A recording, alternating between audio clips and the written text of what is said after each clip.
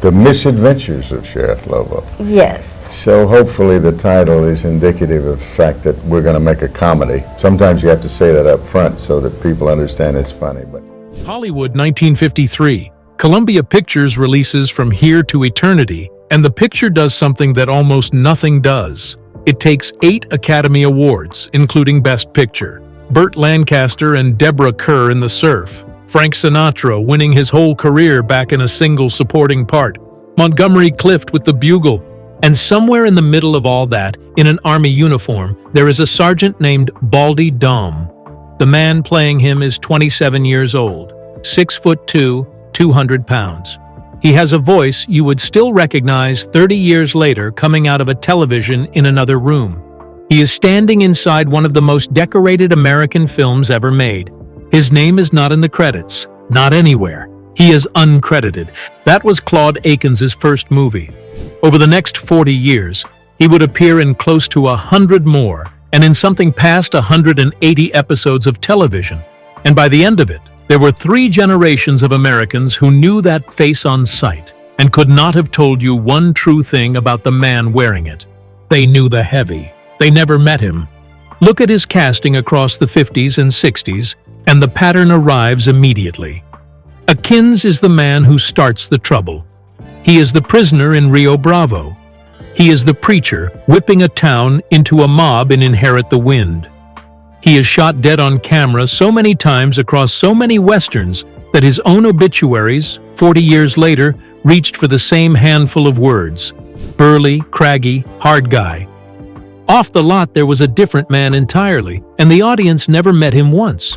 So what was he actually like inside a house he shared with the same woman for 42 years? What had he done before Hollywood that he then got paid to imitate for 4 decades, while saying almost nothing about the real thing?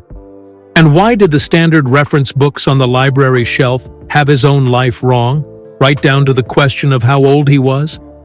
None of those answers are the kind of thing the title of this video normally leads to. If that face was in your living room on a Tuesday night when you were young, a tap on the like button puts him in front of somebody else who remembers him too. He was born on the 25th of May, 1926, in Nelson, Georgia, a small town up in Pickens County. His parents were Ernest and Maud Akins.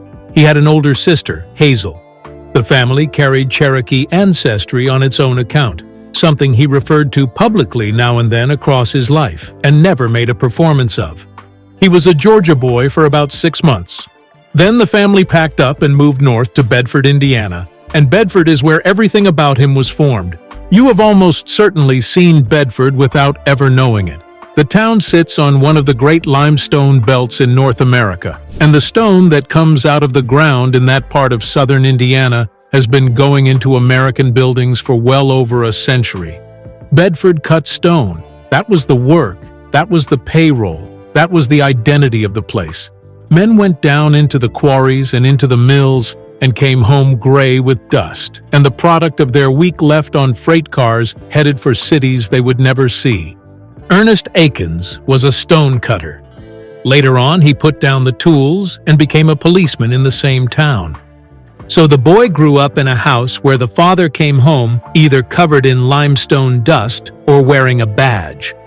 There was a sister, Hazel, older than him, and a mother, Maud, running the household. He was 5 years old the first time anyone put him in front of an audience. It was a church play in Bedford in 1931. The part he was given was a bird. He played a talking robin. That is where all of it starts. The face that would spend 4 decades frightening people in darkened movie theaters, the man a casting director would send for specifically, by name, when a script needed somebody the audience should be afraid of, began as a 5-year-old in a homemade bird costume, saying his lines to a room of neighbors in southern Indiana. He remembered it his whole life. He told it to reporters decades later, at the height of everything, when he could have led with the war or the studio contracts or the name actors he had worked beside. He led with the robin. Nobody watching him hold a gun on John Wayne in 1959 had the faintest idea. Now consider the timing of that childhood, because the robin is the last easy thing in it. Claude was 3 years old when the market went down in 1929, and the American building trade went down with it.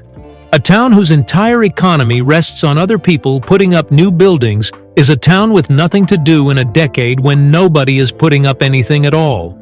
The quarries slowed, the mills went quiet. The 1930s in Bedford were hard in a particular and grinding way, and the Akins family lived through every year of them there. Bedford in the 1930s was a town of roughly 12,000 people.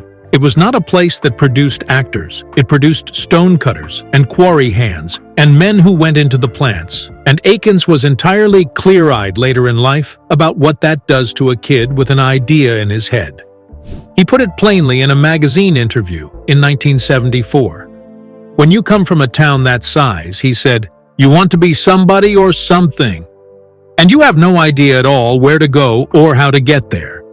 He was a big kid in a small town with an ambition he could not name and no route to it. The route, when it came, arrived by way of a war. He turned 18 in May of 1944. By then, the war had been running for 2.5 years, and Bedford had been emptying out of young men the entire time. Akins went into the United States Army and was assigned to the Signal Corps, and the Signal Corps sent him to the Pacific. He served in Burma. He served in the Philippines. Understand what that assignment actually meant, because the words Signal Corps do not sound like much and the reality was not a desk. Signal units were responsible for communications, which in practice meant laying wire and repairing it, running radio, and keeping messages moving between units that were frequently moving themselves. Somebody has to string the line. Somebody has to go back out and fix it when it is cut. The work is unglamorous, it is constant, and in a jungle theater, it is done in conditions that do not care what your job title is. The China-Burma-India theater has been called the forgotten theater of the Second World War, and it earned the name. It got a fraction of the coverage the European war got and a fraction of the resources. What it had instead was some of the worst ground anybody fought over. Jungle, mountains, monsoon rain that fell for months, and disease that put more men out of action than enemy fire did. Malaria, dysentery, and typhus were not background details there. They were the primary hazard. Then the Philippines, in 1944 and 1945, in a campaign that ran island to island and did not stop until the war did. He was a teenager from a limestone town in Indiana who had never been anywhere in his life, and the United States Army picked him up and set him down on the other side of the world in two of the hardest places it had. Then it ended, and he came home, and he did what an enormous number of men of that generation did. He went back to civilian life. He got on with it. He did not talk about it very much. There is no memoir. There are no long interviews about the war. Across 4 decades of press, in an industry that will happily print anything an actor says about himself, the record of Claude Akins on the subject of his own service is close to silent. By 1946, he was out of uniform and enrolled at Northwestern University outside Chicago, a 20-year-old veteran sitting in a lecture hall. Hold that sequence in your head, because it matters more and more as this video goes on. Before Hollywood ever put Claude Akins in an army uniform and paid him to look convincing in it, Claude Akins had worn one for real in Burma before he was old enough to vote. At Northwestern, he studied speech and theater. He joined Lambda Chi Alpha. He graduated in 1949, 23 years old, with a degree in drama and no visible way to use it. So he went home and took a sales job. He sold limestone, the same product his father had cut by hand, sold now by the son with the theater degree out of an office to buyers. It is one of the quietest and most human details in his whole life. A young man with a drama diploma in a drawer, working the family industry in the family town, with the family history of stone dust on it. And the thing that got him out was not talent scouts, and it was not a screen test. It was a coincidence. The president of the limestone company happened to love the theater. He heard what his young salesman had actually trained in, and that man made a call, and the call got Claude Akins a season with the Barter Theater in Abingdon, Virginia. The Barter is a real and serious institution. It is the State Theater of Virginia, founded in the depths of the Depression on a genuinely strange and very American premise that people with no cash could buy a seat with food. Audiences turned up at the door with produce and were admitted, and the company ate. It survived that beginning and became one of the most respected training grounds in the country, the place where a long list of American actors did their apprenticeship. Akins spent a season there. He learned the craft the way it was learned then, in repertory, in front of live audiences, in a new play every few weeks, including a run in Shakespeare's The Comedy of Errors. From Abingdon, he went to New York. In 1951, he made his Broadway debut in Tennessee Williams' The Rose Tattoo, in a company led by Maureen Stapleton and Eli Wallach. That is not a small credit. It is a new Tennessee Williams play in New York, in the period when Williams was the most important playwright in America, with two actors in it who would both go on to spend 50 years at the top of the profession.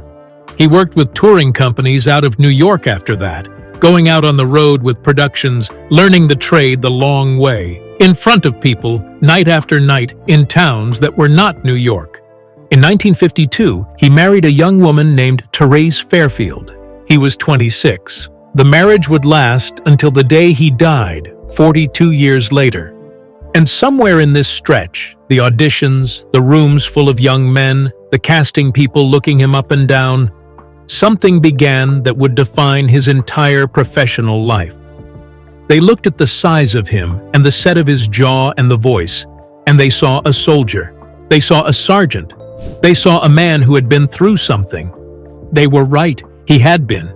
He had been in Burma at 18, and here is the part almost nobody knew. He never used it. In an industry that runs on biography, in a decade when a war record was the single most marketable thing an American man could own, Claude Akins was not out selling his. He was not doing the interviews about it. He was not building a persona on it. He spent the next 40 years being paid repeatedly in film after film to put on a uniform and play the veteran, while the actual veteran underneath the costume kept almost entirely quiet about the real thing. The uniform was a costume he could have taken off. The war was not. Columbia Pictures held an open casting call. Akins answered it. What he walked into was From Here to Eternity, directed by Fred Zinnemann, adapted from the James Jones novel, and it became one of the defining pictures of the decade. It was nominated for 13 Academy Awards and won 8 of them, including Best Picture and Best Director. Frank Sinatra took Best Supporting Actor and rebuilt an entire career out of it. The shot of Lancaster and Kerr in the surf is one of the half-dozen images the 20th century actually kept. Akins is in it as Sergeant Baldy Dom, and he is uncredited. That is a strange way to begin, and it set the shape of everything that came after. He was in the room. He was on the screen, in a picture that swept the Oscars. His name was somewhere else entirely.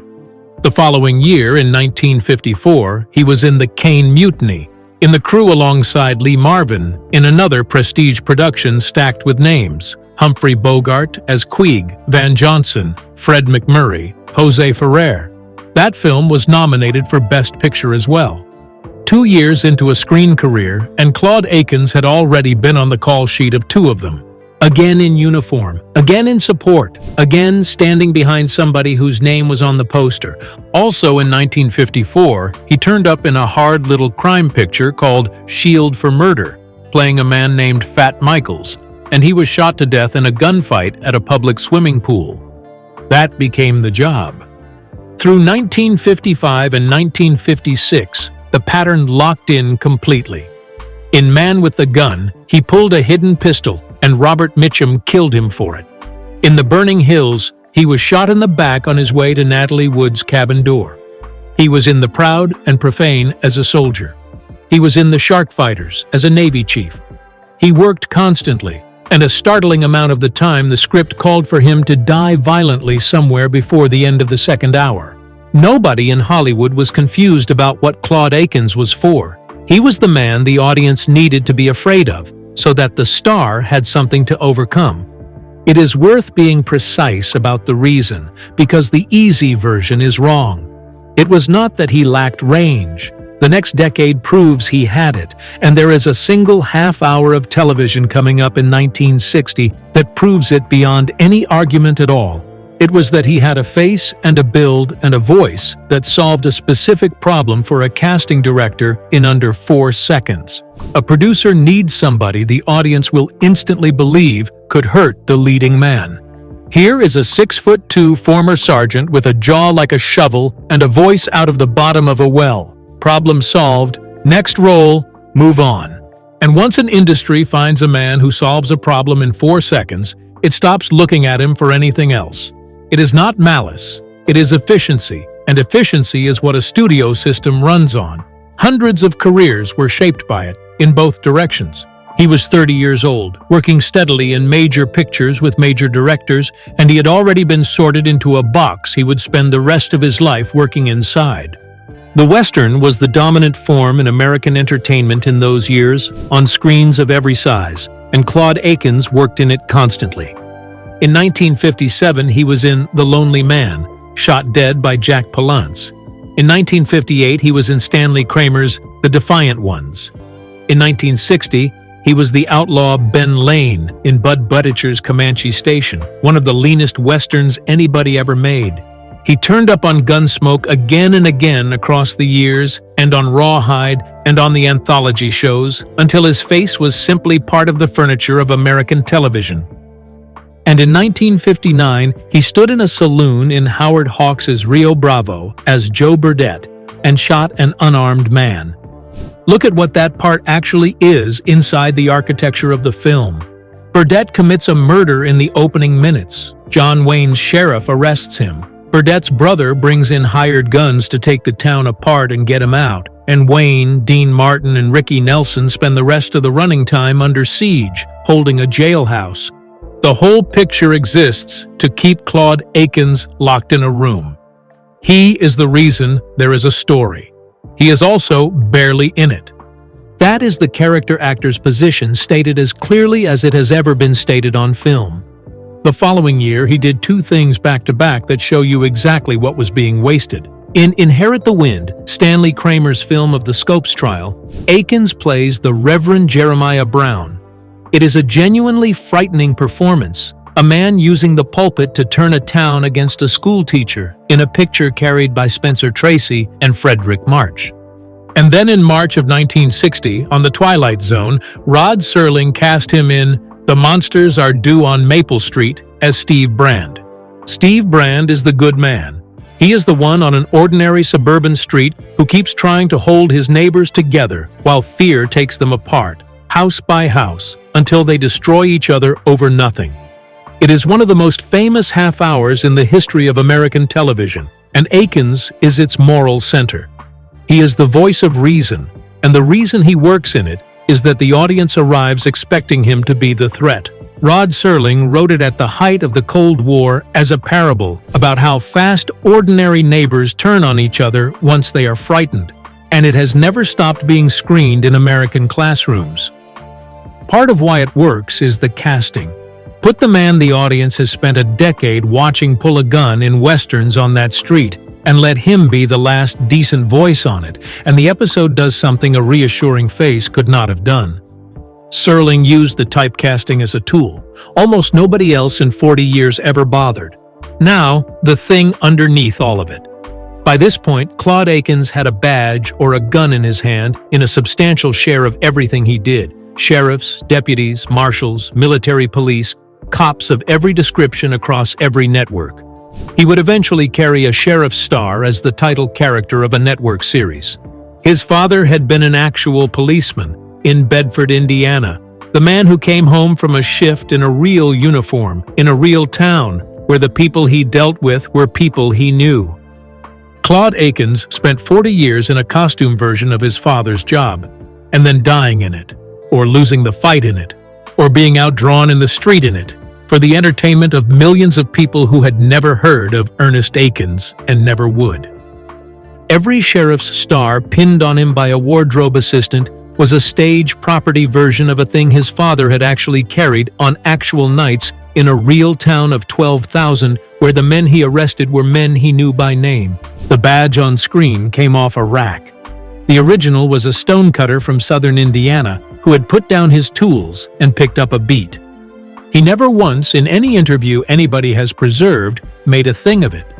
Here is what a working character actor's life actually looked like in that era, and it deserves saying without any sentimentality, because the arithmetic is the story. In 1962, alone, Akins appeared in How the West Was Won, the enormous Cinerama epic with more stars in it than most studios had under contract, and in Merrill's Marauders as Sergeant Kolowitz, in uniform again, in Burma again, playing on a soundstage the campaign he had lived through as a teenager. In 1964, he was in The Killers, the Don Siegel picture with Lee Marvin and Angie Dickinson, and with Ronald Reagan in what turned out to be the last film role of his acting life before he went into politics. That same year, Akins was in A Distant Trumpet, and he guest starred on The Fugitive, which was then one of the biggest things on American television. In 1966, he was in Return of the Seven, the sequel to The Magnificent Seven. In 1968, he was Private Rocky Rockman in The Devil's Brigade, a war picture with William Holden and Cliff Robertson. In 1972, he played a sheriff in The Night Stalker, which drew one of the largest audiences any television movie had ever had.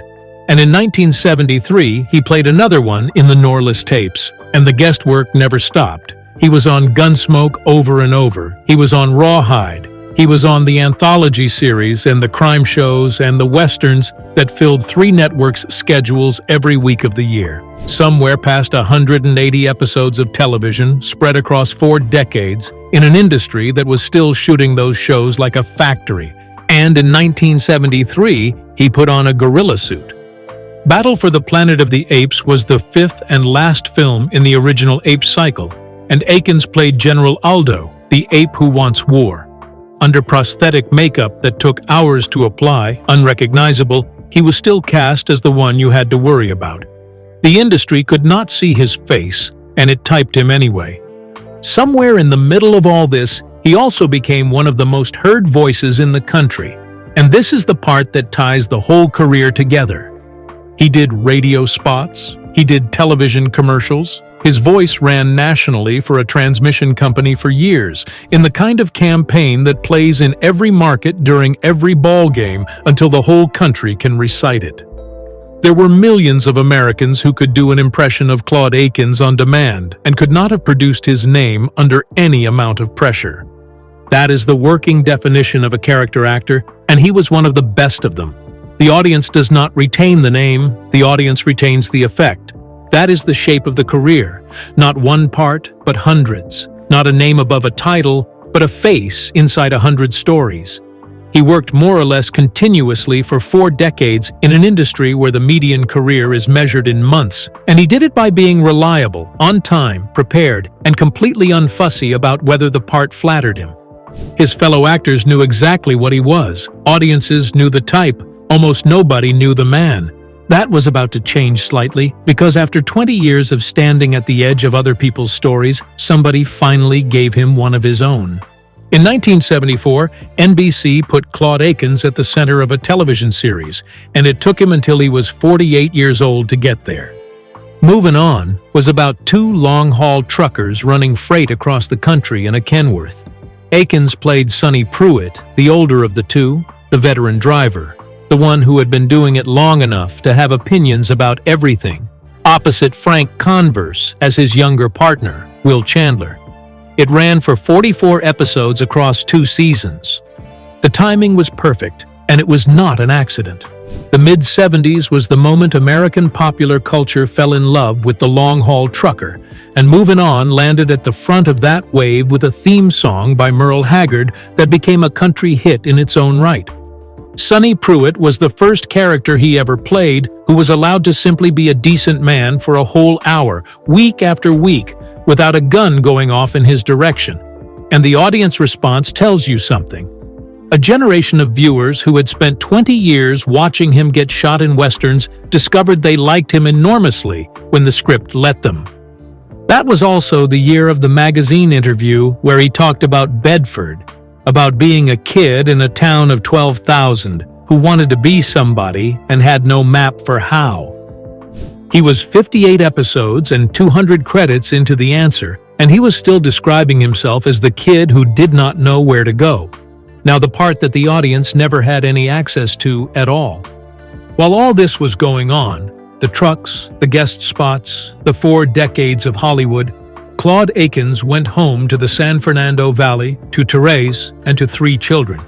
He had married her in 1952, and he was still married to her in 1974, and he would still be married to her on the last day of his life in 1994. 42 years, one marriage in the single industry on Earth most efficient at destroying them. There are people who went to elementary school in Northridge in the late 60s who remember Claude Akins for exactly one reason, and it has nothing to do with any film he made. He was the dad in the pickup line. He came and collected his daughter from school in the afternoon like every other father in the neighborhood. Children noticed him because he was physically enormous, and because there was something about him that read as famous even to a 9-year-old. And what they remember is that he was friendly. He kept to himself, he did not perform, and he smiled back when you smiled at him. That is the whole scandal. That is what the man who terrified a generation of moviegoers was doing on weekday afternoons. No arrests, no public feuds, no columns, nothing at all for 4 decades. And then there is the detail that makes the title of this video literal. The industry did not know how old he was. For years, the standard film reference books, the ones on the shelf in every studio and every newsroom, the ones journalists reached for when they needed a fact fast, carried a birth year for Claude Akins that was 8 years off. They had him born in 1918. He was born in 1926. He never corrected it. He worked in that town for 40 years, gave interviews, sat for press, went to the guild meetings, and let the reference books go on being wrong about the most basic fact a public person has. When he died, the wire service that carried the story had to run both numbers in the same paragraph, 67 according to his son, and 75 according to the books. A man can be photographed for 40 years and still not be known at all. In 1978, NBC launched a series called BJ and the Bear, about a young independent trucker and his traveling companion, who was a chimpanzee. It was exactly as broad as that sounds, and it was enormously popular, arriving in the middle of the same trucking craze that had carried Movin On. To give the hero somebody to outrun every week, the producers created a corrupt, blustering, thoroughly incompetent Southern lawman named Sheriff Elroy P. Lobo, and they gave him to Claude Akins. Lobo was so popular that he took the show away from the show. On the 18th of September, 1979, NBC premiered The Misadventures of Sheriff Lobo in the 8 o'clock hour on Tuesday nights, a spin-off built entirely around Akins, set in the fictional Orleans County, Georgia, where the sheriff is simultaneously the chief enforcer of the law and one of its more enthusiastic breakers. For the second season, the network shortened the title to just Lobo. It ran until the 5th of May, 1981. Sit with the joke of it for a second because it is a good one, and it is entirely at the expense of the industry rather than the man. Here is an actor who had spent 25 years being cast as genuinely menacing, a killer in Shield for Murder, a mob raiser in Inherit the Wind, an ape general who wanted a war. And America finally took him fully to heart at the age of 53 in prime time as a fat-headed sheriff falling over himself for laughs on a Tuesday night. And he was extremely good at it, which is the part that gets undersold. Broad comedy of that kind is genuinely difficult. It only works if the performer is completely willing to have no dignity at all in front of several million people every Tuesday, to be the butt of it week after week, and never once signal to the audience that he knows he is better than the material. Vain actors cannot do that.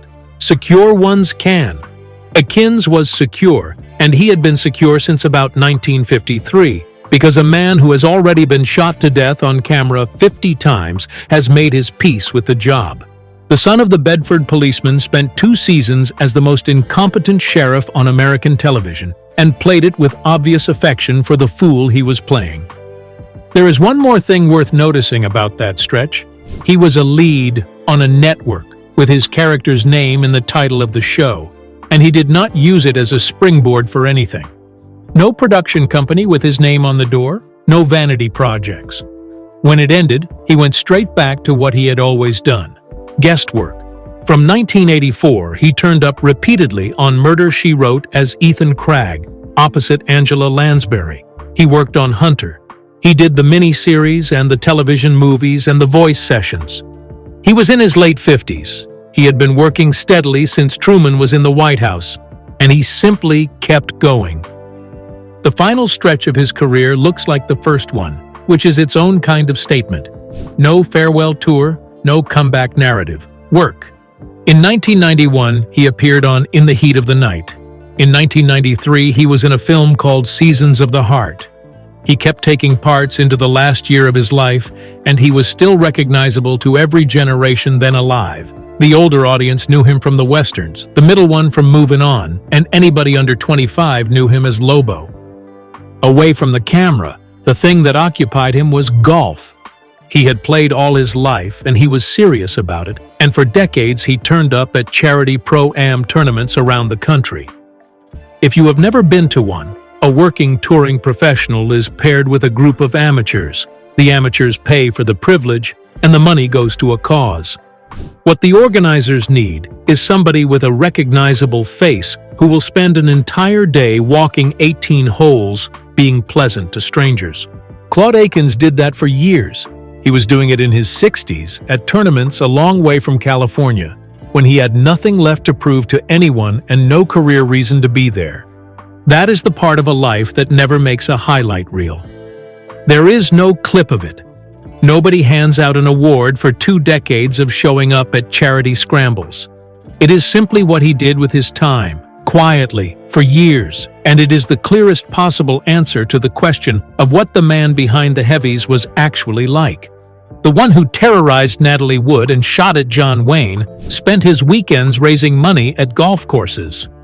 In May of 1993, Claude Akins had surgery for cancer, and the surgeons took out half his stomach. He was 66 years old.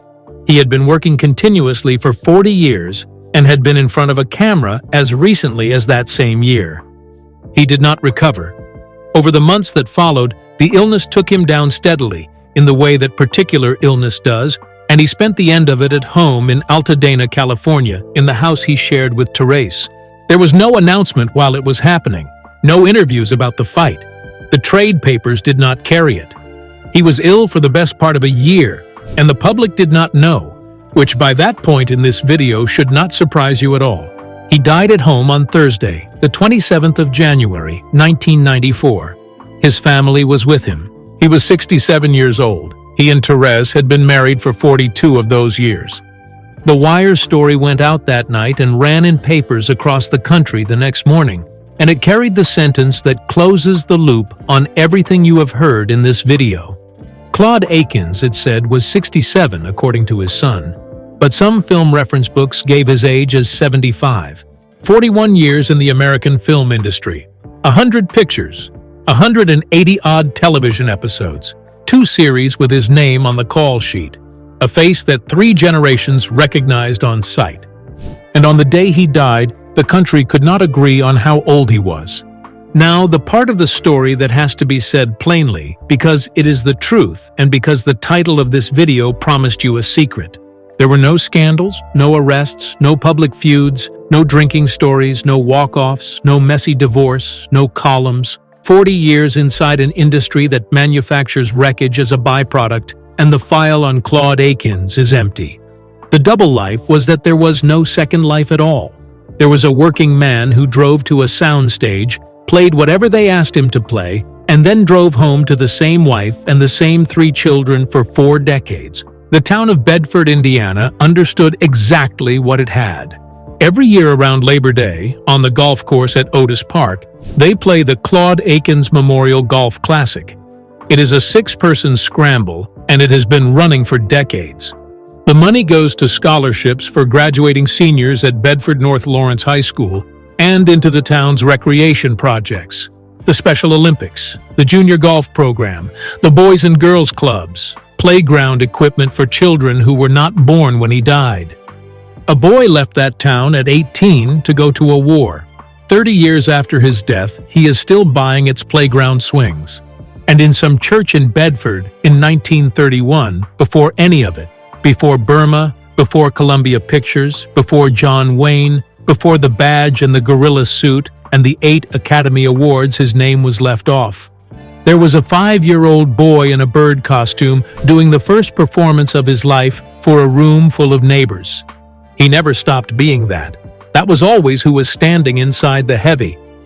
The stone out of his hometown went into buildings all over this country, holding up walls that nobody looks at and everybody stands inside.